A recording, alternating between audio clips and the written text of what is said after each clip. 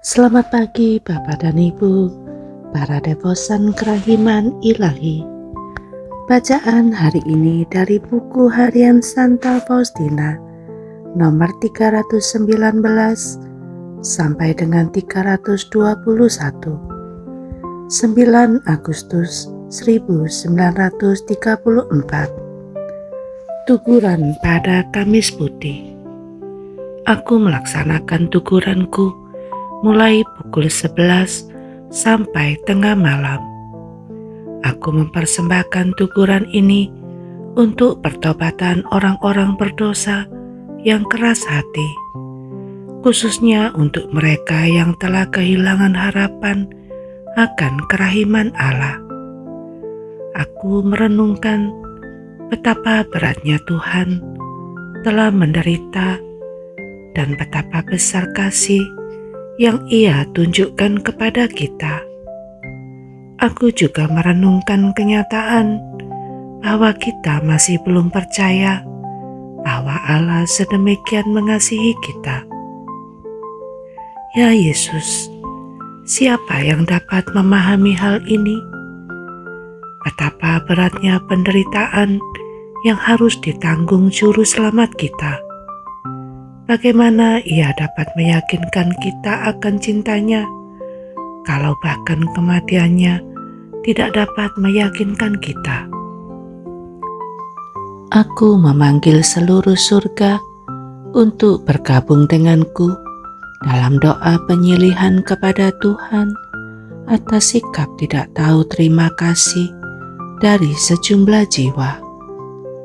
Yesus memberitahukan kepadaku betapa doa-doa penyilihan sangat berkenan di hatinya. Ia berkata kepadaku, doa yang dipanjatkan oleh jiwa yang rendah hati dan penuh kasih meredahkan murka Bapa-Ku dan menurunkan hujan berkat. Sesudah adorasi, di tengah jalan kembali ke kamarku, aku dikerumuni oleh sekelompok anjing hitam yang besar, yang melompat-lompat, menyala, dan berusaha mencabik-cabik aku. Aku menyadari bahwa mereka bukan anjing, tetapi setan-setan. Satu dari mereka berbicara dengan kasar. Karena malam ini Engkau telah merenggut banyak jiwa dari kami akan mencabik-cabikmu. Aku menjawab, kalau memang itu kehendak Allah yang Maha Rahim, cabik-cabiklah aku, karena aku justru menginginkannya, sebab aku adalah yang paling celaka dari semua pendosa, dan Allah selalu kudus, adil, dan tak terbatas kerahimannya. Mendengar kata-kata ini, semua setan itu menjawab serentak, mari kita lari, sebab Ia tidak sendirian. Yang Maha Kuasa menyertainya. Dan mereka lenyap seperti debu, seperti hiruk-pikuk jalanan. Sementara aku melanjutkan perjalanan ke kamarku tanpa terganggu, sambil menyelesaikan tedeumku dan merenungkan kerahiman Allah yang tak terbatas dan tak terselami. 12 Agustus 1934.